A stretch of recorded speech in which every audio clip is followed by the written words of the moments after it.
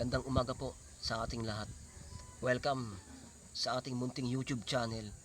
Ngayon po ay meron tayong bagong bidyong ginawa. Mabilisan lang po ito. Bagong idea. Meron po akong nilagay dito na isang brake light switch. Tapos nagtap po ako dito ng dalawang wire. Tapos naglagay pa po ako dito ng isang switch o brake light switch din ng ating motor. Ito po yung nasa may taas sa may handle switch.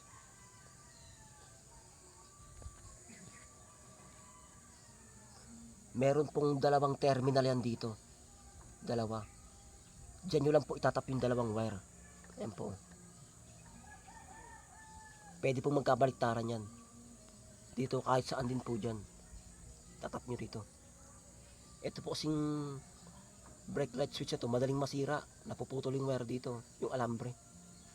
Tapos gumagasgas pa rito sa ating shifter.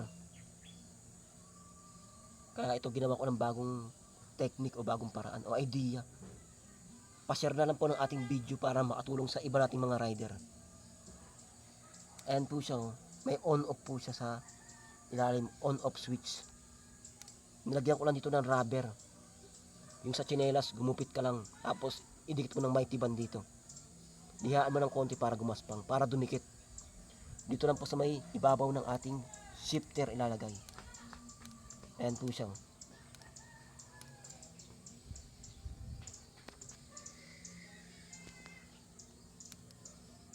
Madali lang po ito mga idol. Bili lang kayo ng yung sa may handle switch po ito. Papunta sa may yung wire niya sa brake light switch. Kinabit ko rito.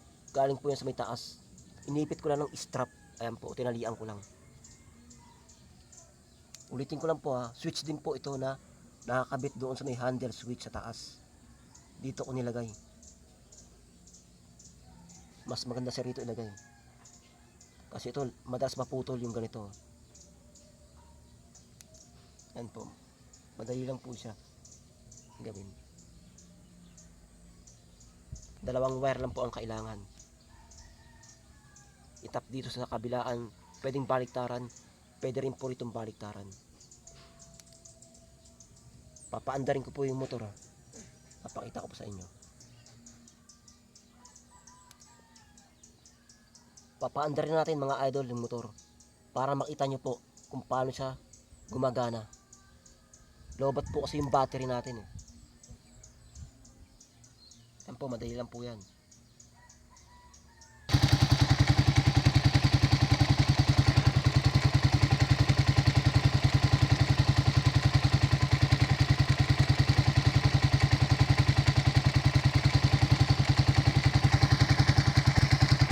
Ito po mga idol, iwan ko na yan. Yan po. Yan po siya.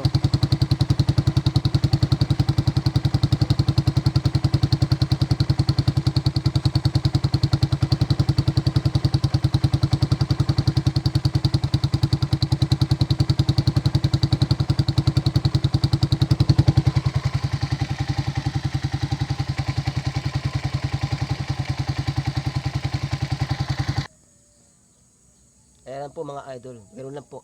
Tapos ibalik nyo lang po ito rito sa loob. Kung saan siya nakalagay.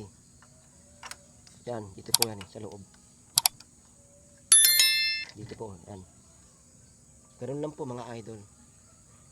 Pa-subscribe na lang po sa ating munting YouTube channel para ma-update po kayo sa bago pang darating ng mga video. Maraming salamat po.